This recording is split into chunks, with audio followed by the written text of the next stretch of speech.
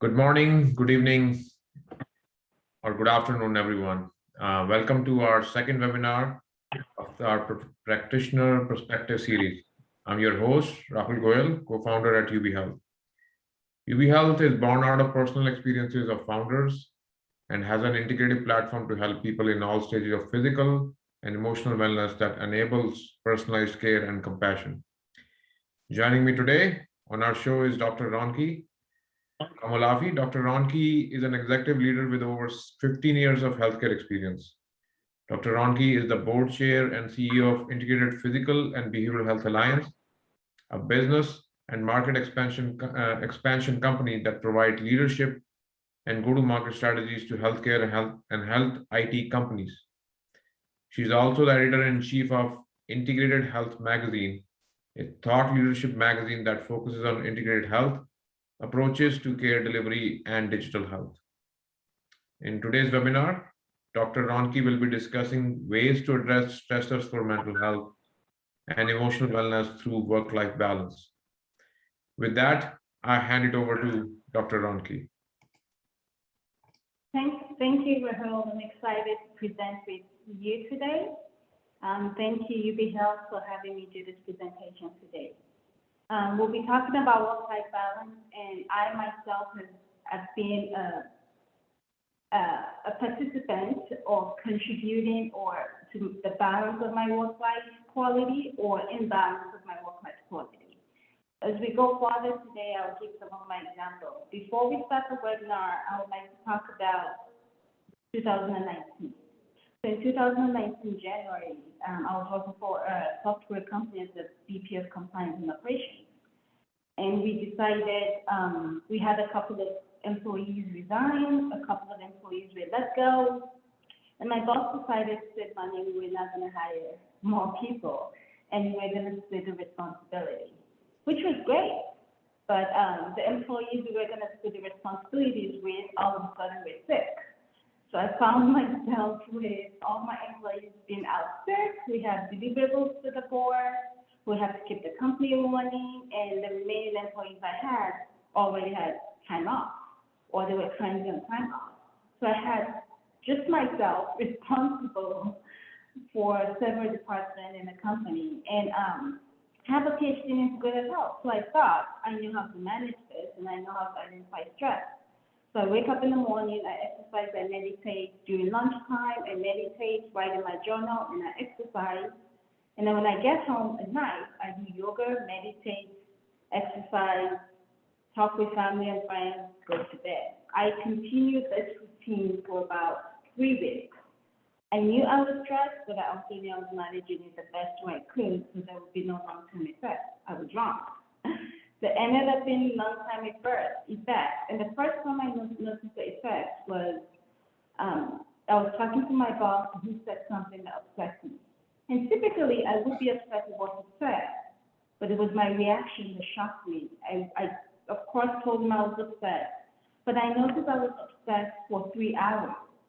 Typically, I would have been upset for maybe 5 minutes. Yeah. Things don't work for me, but for 3 hours, I was upset. On my way back home, my driving, I've never seen myself upset and drive like that. It was scary. I was scared of how angry I was. But I didn't realize it was a side effect of the stress. I did everything I needed to do to hear my emotions and the way I was feeling over something I would have easily processed and gotten over, got the best of me. Yeah. And the next day I decided I was taking the day off and I was going to go ziplining and visit the zoo and just completely turn off my cell phone. And everybody kept calling me. I saw the calls, I ignored it. But it was one of the best things I did for myself. And after that, I came back and said, I'm taking a cruise. Not because I need a cruise, but because I need to get away from emails and text messages. And that was the beginning of me setting boundaries, never to be stressed out by work again. So as we start this, I'll share more stories about some of my employees, but let's get started with talking about stress. And the reason I wanted to begin with talking about stress, Rahul, yes, thank you. The reason I wanted to start with talking about stress is the foundation of work-life balance. And the definition of stress for everybody is different.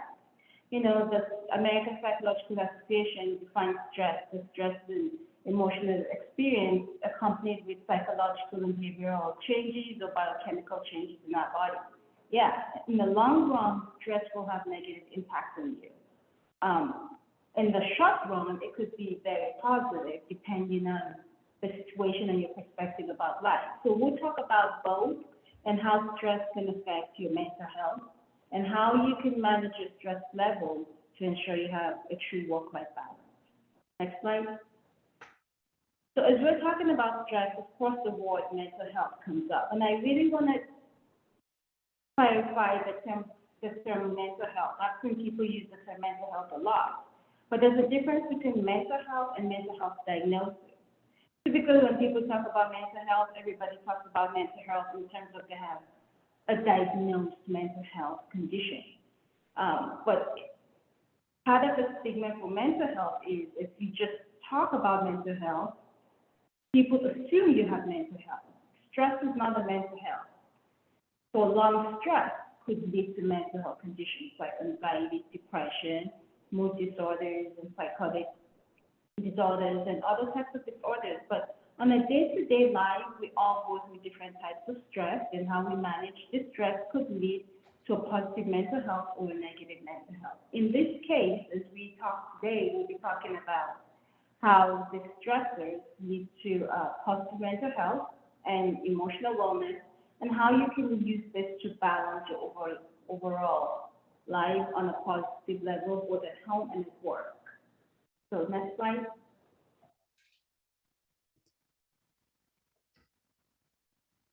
So as we go to the next slide, we're talking about emotional well-being. Emotional well-being is really the combination of a healthy stress and healthy mental health.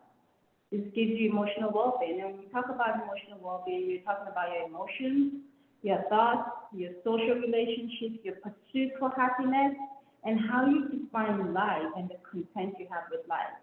I remember when I started my career, I was making $35,000 a year.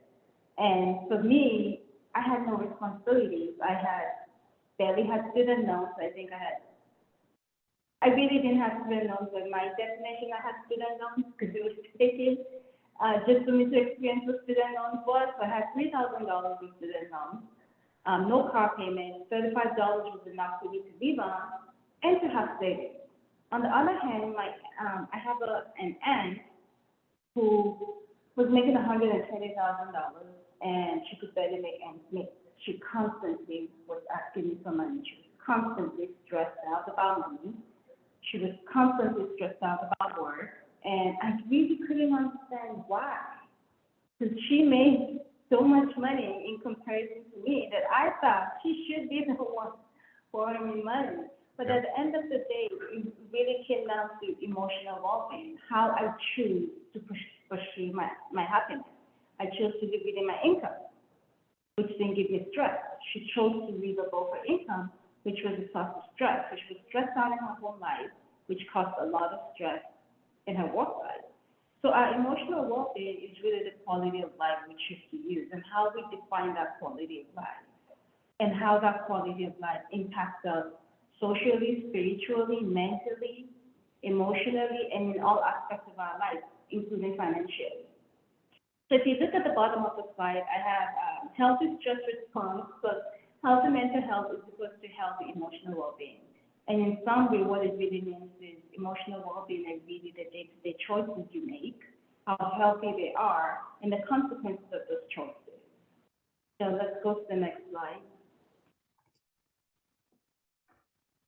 So before I talk about this, I want to give an example about one of my staff. I'm a very flexible boss. I believe in 100% flexibility. I typically tell my staff when we go back then when we all went into the office, if you wake up and you don't feel like being in morning traffic, that's fine. Just text me and tell me you're working from home. And if you're supposed to be at work at 8, I give you an hour and a half to get to work. If I don't see you after an hour and a half, then I'll text you to see what's going on. If you have a doctor's appointment, I don't need to know about it, just an hour or two, just go, make sure the work is done. If it's going to take longer, text me, let me know, don't call.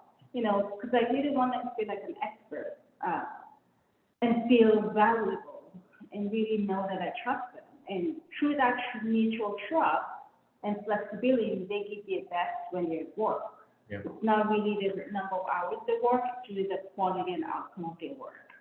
But I remember my staff was talking to Dan, receptionist, and telling her about how stressed out she was. Every time she has to take time off work, she's exceptionally more stressed out because of the things that need to be done at work and because she needs to make up the time. I typically don't expect my employees to make up time if you're salaried. You don't have to, just get the work done. And I was a little bit shocked when she told me my flexibility cost her more stress. I really couldn't understand. So I called her and I said, I thought I was helping out by being flexible. And what she said was because she knew the flexibility was there, she doesn't manage her time well.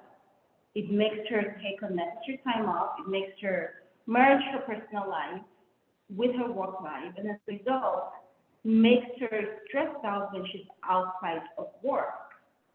And I asked what she needed from me, and she said, it's not for you to change, it's for me to be more structured, because I know what I need, not to be stressed out. But I have so mesmerized myself in taking advantage of the flexibility that I beat myself up when I'm outside of work, and I intentionally do things during work hours in my personal life that I really could have scheduled after work or even before coming to work, so I'm really focused at work.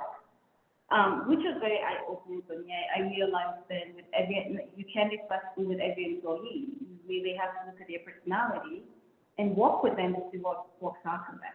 So we talk about stress.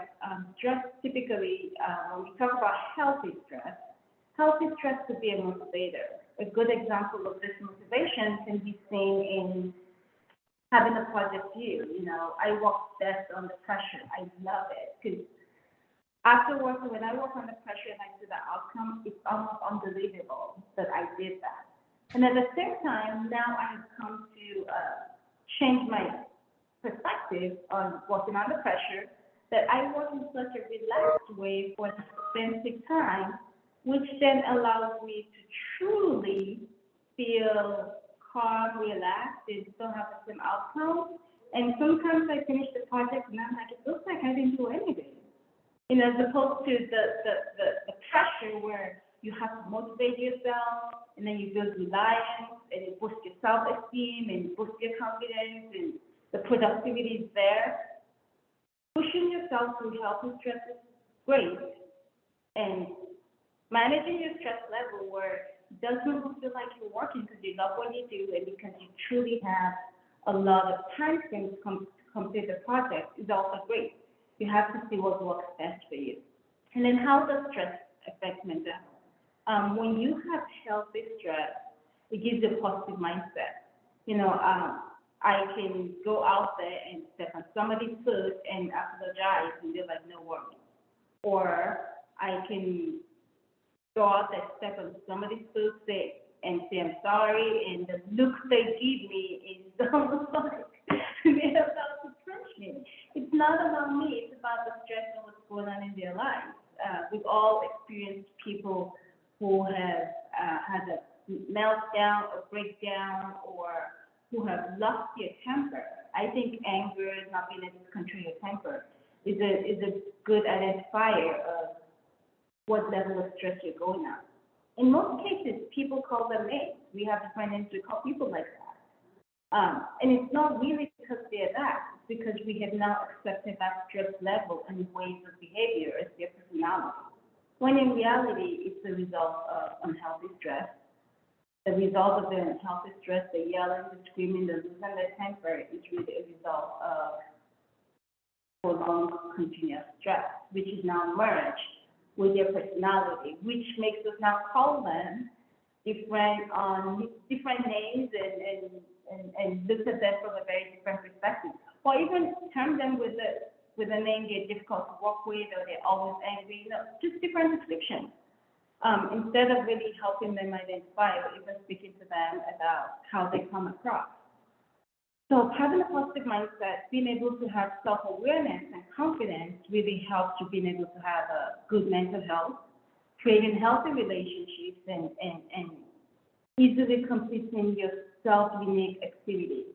I once had a friend who was stressed out, and the solution to stress was going to the gym every day.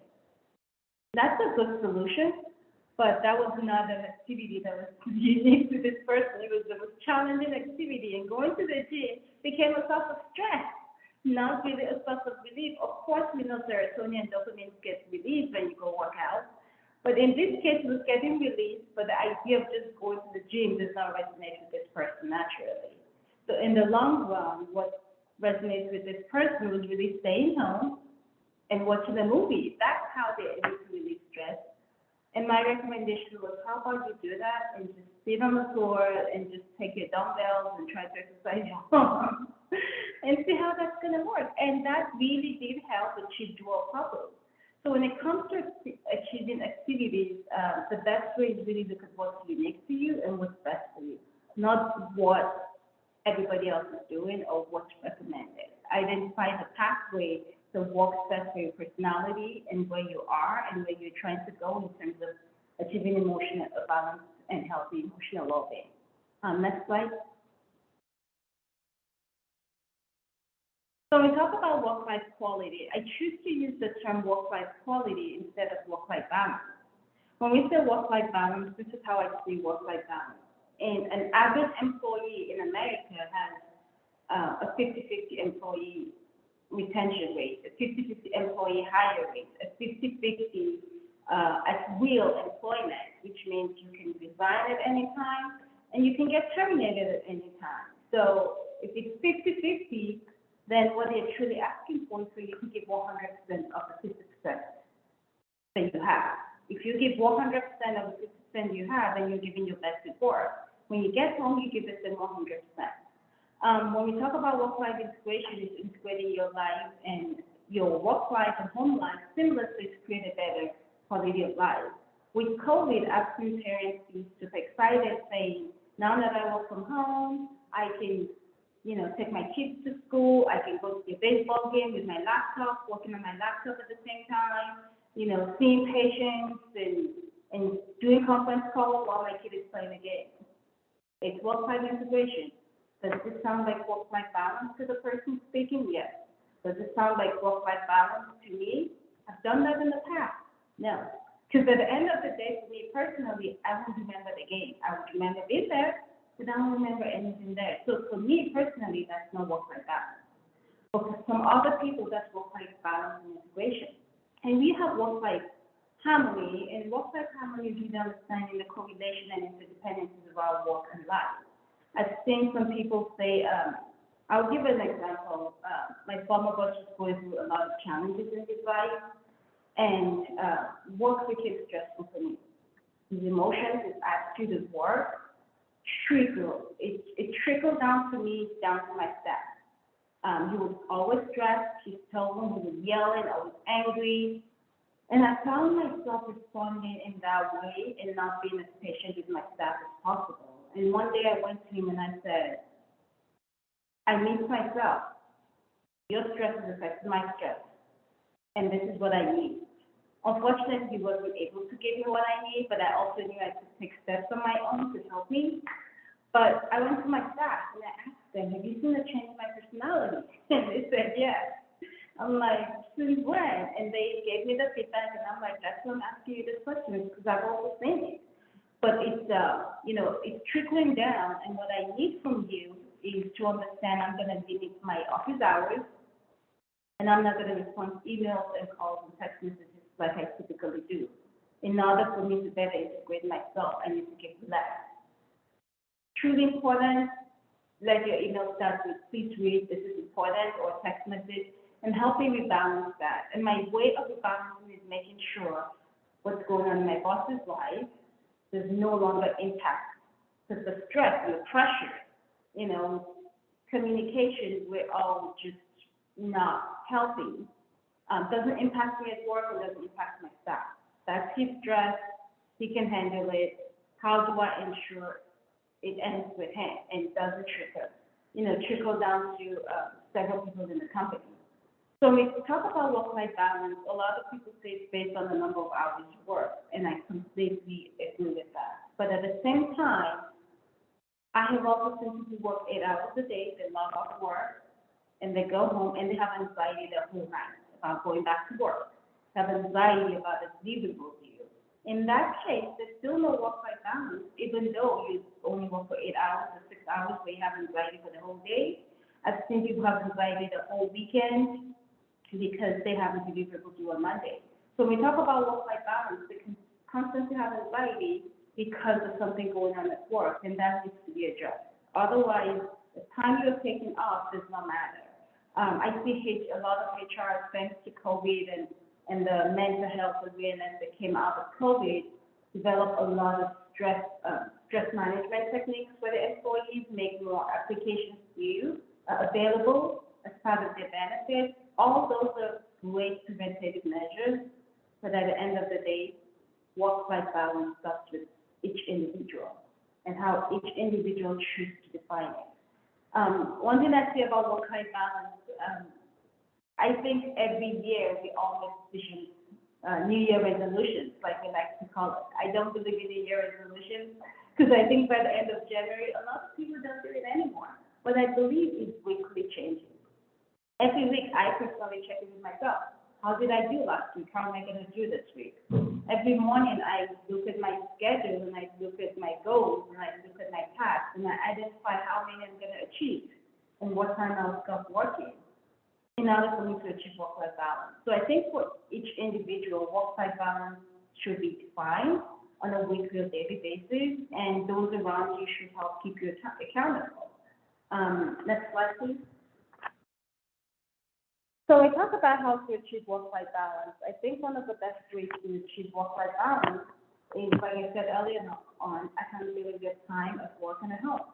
You know, having somebody hold you accountable, reminding you that when you're home, you have anxiety about work. What can we do about that? Or when you're home, can you just promise to put your phone down or your laptop down and not work? Holding those at work accountable, letting them know, after 6 p.m., I don't reply emails, right? Unless we have a project or deliverable due at 8. I tell people, if I tell you close the business day, that means 8 a.m. the next day, which means I can choose to wake up 2 hours early and, look at whatever I need to do. That's me buying myself more time. Because at the end of the day, close the business day really means an average person may not look at that document unless they're a workaholic until the next morning. Work-life balance. Reflection, reflecting on the previous week, the current week, reflecting on what's going on today and how you showed up yesterday, reflecting on the emotions you showed in meetings, when talking to your family members. Reflection is the best self-awareness you can give yourself to balance your whole life. When you are driving your kids to school, when you're angry when somebody cut in, when you're in a rush every morning to go to work, because driving to work puts you anxiety, because that's how you start your day. You're going to be stressed at work, which personally I've experienced that. I had a 1-hour commute in traffic, and after I experienced that, I told my boss back then I was no longer be at work at 8. I'll come in at 9 because I'm stressed out with traffic and I'm tired of being in traffic, which cut down my commute to 20 minutes, which I think makes me more productive because when I get to work, I'm smiling and I'm happy.